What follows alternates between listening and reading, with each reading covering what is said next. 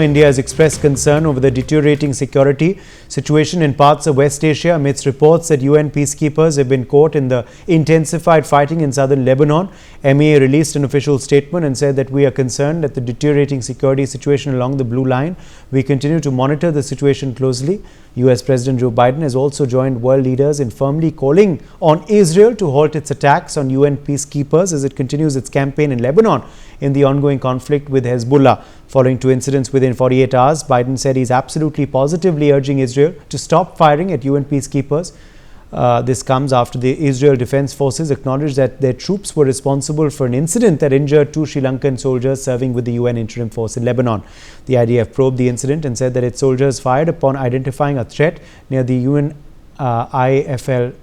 base in Nakura, and they're conducting an investigation at the highest levels. Biden's call for stopping attacks on UN peacekeepers also followed appeals made by leaders from France, Italy and Spain, who issued a joint statement condemning Israel's actions as unjustifiable, demanding an immediate end to the attacks.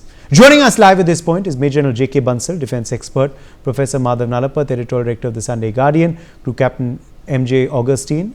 Vinod, defense expert, is also live with us on the broadcast. Let me make a start with you first, Group Captain Vinod, on what you make of course, this very serious, development that has, of course, occurred in the Middle East, on which India has also expressed serious concern. I don't think anybody in the mainstream media is discussing about it other than probably NewsX. For the advantage of our viewers, I put the map right behind me. This green patch that you see is in Israel, and this is where the UNIFIL headquarters is. That's right at the border. In fact, this road is called, the road which goes north is called the Sea Road in the Lebanon region. Now, this UNIFIL has been in force since 1978. So it is not something which is like this interim force in Lebanon. Is not something which is new. The aim of putting this interim force since 1978, and it has been continuously occupied because since then it has seen many skirmishes and wars, including the famous 1982 war of, it's called the Bekaa Valley, which was the first time we saw electronic warfare being used extensively. At that time also, this UN interim force was played a key role. It played a key role in 2006 32-day war. It's also called the July War. I remember that time I was still in uniform and in a frontline fighter squad when we were discussing about this 2006 war. That time also the interim forces came into, their charter is very, very diverse. And this probably is the only one of the few peacekeeping forces which has a maritime element to it, and the contributor of the maritime element is Turkey. So this little pocket that you see in the south of Lebanon has been under scanner for not only peacekeeping activities but also a lot of finger pointing both by Lebanon and as well as by Israel on other activities other than peacekeeping that is happening inside the four walls of this UNIFIL headquarters. Now, those activities also involved espionage and stuff like that. But what we have seen today in their charter of duty is also to ensure the Israeli forces, occupying Israeli forces, withdraw from Lebanon. It is one of the main charter of duty. So if the commander of the place is trying to exercise that charter, he is well within the UN, Security Council mandated charter to ensure the Israelis leave Lebanon ASAP. So if he is exercising that, and if that is peeving Israelis, then they have to not talk to UNIFIL, but they have to go to UN Security Council through America. America apparently is their, big brother. They should be running to big brother and not shoot at Sri Lankans and 600 Indian soldiers, 903 as per official report, who are there in this particular area because they have been given the charter by the nations and not by Israel or by Lebanon. In fact, this UNIFIL helped Israel during in the earlier skirmishes, which had when Hezbollah and the Hamas were colluding and trying to destabilize the south of Lebanon to establish a foothold of Hamas in the south of Lebanon. When Hezbollah and Hamas were at each other's throat, that time I'm talking about.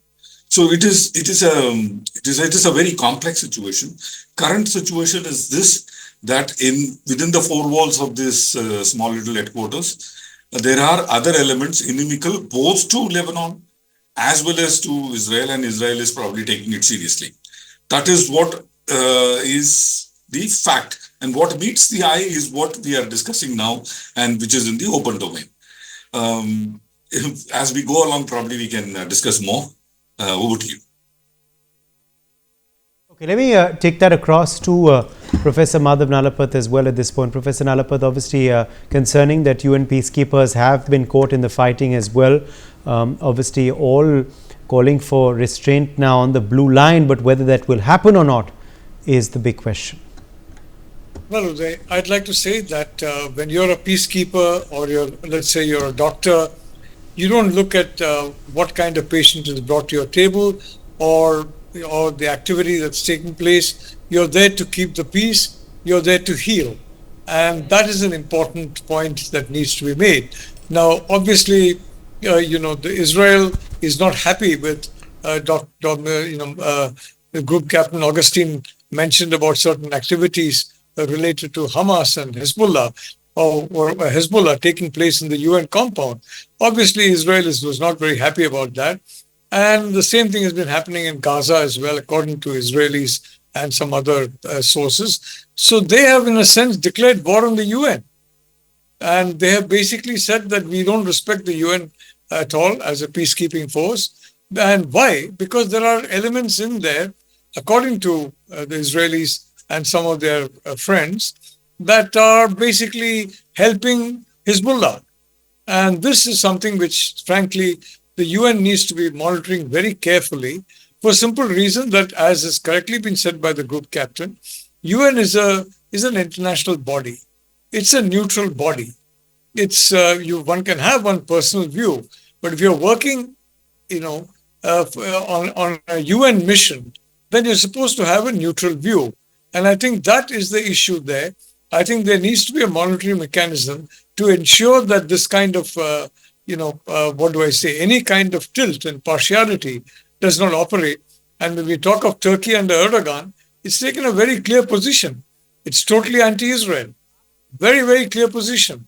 So now that must be affecting some of the people there. I hope not. But it's the problem is, very frankly, that, as far as India is concerned, I do believe that peacekeeping is an important role, and our soldiers have overall, have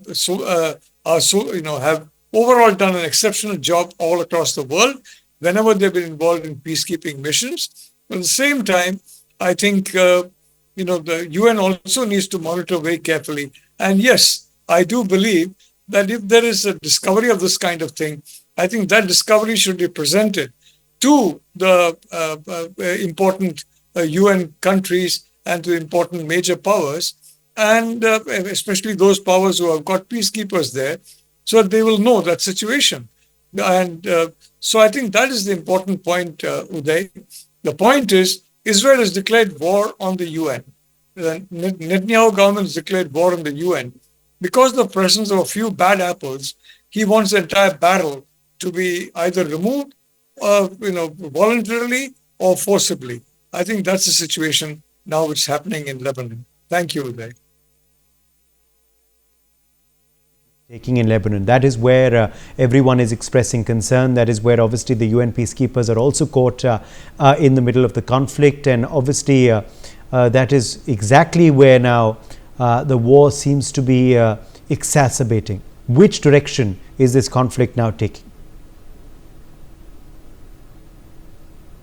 Well, very frankly, okay, that question was to Major General Bansal. Okay. Good evening, Uday. If you see in the ground reality, at the time when there was the attack on Lebanon, at that time itself, few days or few weeks back, Israel has told UN peacekeeping to shift from there about 3-4 kilometers to north. And after that, of course, they did not shift, and there had been the attack. Of course, they say that they were firing when they suspected any Hezbollah on that side. And Israel is also saying, and which is very obvious also, that the role of peacekeeping force was to keep this area free, the buffer zone free from Hezbollah. The UN resolution 1701 clearly mentioned, which was in 2006, that this area should be free, but Hezbollah was having or has been having their post over there, and they had been firing, and they fired about 9,000 rockets and did attack, and Israel has to vacate northern part of Israel. To about 60,000 people were evacuated from there, and that was the region. Now the main concern is that as far as the India is concerned, our concern is, or our ministry or government concern is, the safety, security of our soldiers. We have more than 900 people are there, but unilaterally we cannot withdraw. Now the chief of this United Nations interim force in Lebanon, what we call, is that the Lean Blackroix, she said about the vulnerability, dangers and insecurity of peacekeeping force, and they do not have any mechanism. As such, the UN is the toothless tiger. Nothing can be implemented by the UN. So now I say that yes, UN must take a cognizance of it, and if they feel that yes, the UN peacekeeping force from the various countries should be withdrawn from there. Various countries, including Italy, Spain and France, they have protested against it, and they have called even this Israel ambassador. India is also saying so, and the UN has to take a call for this, and because there is the peacekeeping force is not just has to be as a bystander and being damaged, so it should not be done. Something has to be done by a UN immediately. Back to you, Pratap. Okay, let me also go across to another guest that's joined us at this point. I believe Sanjeev Srivastava has also joined the broadcast, international affairs expert. Sanjeev Srivastava, obviously India seeing complete caution over the safety, expressing caution rather over the safety of course, these UN peacekeepers. What is the Indian viewpoint on this conflict, which is growing wider with each passing day, and which direction do you believe the war is headed? Do you see any ceasefire happening in the near future, or is that looking unlikely right now? Well, first of all, a very good evening to you, and good evening to my distinguished fellow panelists and all the viewers. You know, this is a very complicated situation which the Middle East region is facing at this point of time. And in my assessment today, it is not possible to have a ceasefire when at a time Israel is preparing a very hard response against Iran. And Iranian proxies are time and again attacking Israel. And Israel is having so many security concerns. And in southern Lebanon in particular, if I talk about where the UNIFIL forces are there, Israel is facing a very complicated situation, a kind of a dilemma they are in. Because, you know, Israel wants to ensure that the Hezbollah terrorists, they do not utilize this territory of southern Lebanon to carry out any kind of 7 October like attack on Israel, in northern Israel. And in northern Israel, as you know, that about 60,000 to 80,000 Israeli nationals, they have internally displaced themselves into other areas. And Israel's top priority also at this point of time is to bring them back home in northern Israel. So, and that will only happen when the Israeli establishment is assured that they will not be attacked from southern Lebanon. So that is why, you know, Israeli defense forces at this point of time, they are operating in southern Lebanon in order to ensure that area is not being, you know, utilized or being exploited by Hezbollah terrorists. And that's why they are there. And so in that process, the UNIFIL forces are into the crossfire.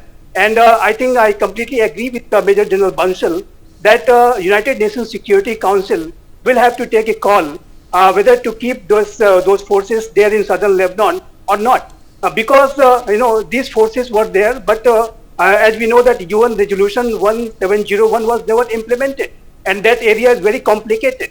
That area has created enormous problems for Israel, and that entire UN led initiative of 1701 is a kind of a failure. And there's another fact, a larger fact on the ground, Uday, is that United Nations organization has yet again, failed to play any kind of a constructive role to establish peace and stability in this particular part of the region too. And that raises a larger question that without any kind of substantial reforms in the United Nations organization, whether United Nations will play any kind of a role, which is their core mandate is to ensure international peace and stability. And United Nations organization is failing time and again.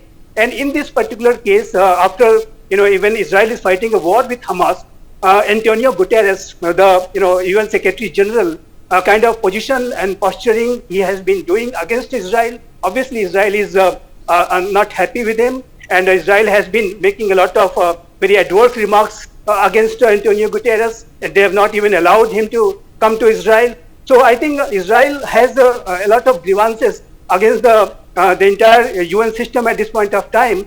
And in my assessment today, it is going to be very difficult for the UNIFIL forces to stay there and operate there successfully and to fulfill their mandate. So I think the kind of a complicated situation which is prevailing in southern Lebanon at this point of time, and after 2006, there have been certain phases of peace and stability there. But since October 7 last year, the entire scenario has changed. The kind of attacks Hezbollah has carried out against Israel in support of Hamas has complicated the entire situation in a very, very negative way. So I think it's high time that United Nations Security Council should think about what to do with the UNIFIL forces in southern Lebanon. That's what I would say. Okay, let me in fact quickly take that back across to Professor Nalapat. Professor Nalapat, what is the Indian viewpoint on this conflict, of course, and what do you make of the statements we've been making so far from our External Affairs Ministry? Look, I welcome the External Affairs Ministry's stand. It's absolutely right that Indian citizens are at risk and they have to defend the rights of Indian citizens. There's no question about that. But let us look at the Gaza example. And I fully agree with Sanjeev Srivastava. I think the UNSC needs to meet. And frankly, the peacekeeping mission has failed. Let's be honest, there is no peace. When you have a peacekeeping mission that has failed, where's the question of calling it a peacekeeping mission? It has completely failed and it needs to withdraw immediately for safety and security of its staff. I mean, peacekeepers are people who do good things and they're supposed to do good. Look at Gaza. Look at Gaza. And according to Israelis, a lot of people who are acting on behalf of the UN, according to Israelis, were actually acting on behalf of Hamas as couriers and as facilitators. I mean, I don't know if that's the case or not, but I think that that needs a thorough investigation. And I would again repeat, Israel needs to put forward all the facts it has about the situation. And I think that's very important. But in a situation of war, Uday, I don't see any role for UN peacekeepers. And I fully agree, the sooner they're withdrawn, the better. Thank you. Okay. Let me in fact quickly also go back to to Group Captain Vinod on that point as well. Group Captain Vinod on, of course, also now Israel concentrating its efforts in Lebanon. Do you believe that's going to be the way the war will turn in the next few days? The fighting will intensify in Lebanon rather than in Gaza. Do you see that trend staying? Or is it too early to say, which way the war will go? Because obviously this is taking new directions every day. Great question now. In fact, see, the whole thing started post 10th October 2024, just a couple of days ago, is when Israeli troops opened fire at the post called UNP 1-31. The post responsibility of guarding this post was of Italians. In fact, like the way we are condemning, even Giorgia Meloni also condemned, because some of the Italians also got injured when Israelis, rammed over the protective wall of this UNP 1-31 base. And the second attack is when the Sri Lankans got badly injured, and some radio repeaters got hit in the Nakura base and stuff like that. See, the problem here is the dichotomy that exists on the charter that is given to the UNIFIL forces and the position that Israel has taken to demilitarize the entire southern Lebanon completely. They said they will not allow any military come to the southern Lebanon at all, which will include going forward through their older brother United States. They will ensure that the UNIFIL forces either relocate from southern Lebanon to probably central or northern Lebanon, or completely removed from that area. Because this is one safe haven that Hezbollah, Hamas, or any pro-Hezbollah Hamas forces would find to, carry out anti-Israeli activities. And conversely, the entrenched Mossad also could be part of this deal to carry out anti-Lebanon activity. So that is possible in these four walls, which kind of is a international territory where none of these forces can go and attack the forces inside, which brings the wrath of the rest of the countries on you when you go and attack, whether you're Lebanon or Israel, doesn't matter. So these the 24-hour operation that they carried out on the UNP 1-31 post is the point of contention or point of discussion that we are doing today. But larger scheme of thing is what it needs to be looked at is how do the revisiting of this charter, which got extended recently on 24th of October this year, how do you relook at the overarching or overreaching charter given to such a small contingent? If you look at the charter with small contingent, it is impossible to achieve out of those 7 major points of that charter. Not even 1 or 2 you can achieve. So what is the point of giving charter to these UNIFIL forces, which you cannot achieve? So what big thing are you achieving by putting a force over there? So it's very, very important that the force is removed for the safety of the forces that are deployed there, and not for any other reason. They are not doing anything. They are just thorn in your leg. Whichever country you are looking at is on the upper hand, whether it is Lebanon or Israel. And who's caught at the crossfire? The neutral forces like us, Sri Lankans, Indians, Italians. Those are the forces who are getting caught in the crossfire between the fight of these two nations. For more such videos, subscribe to the NewsX YouTube channel, hit the bell icon.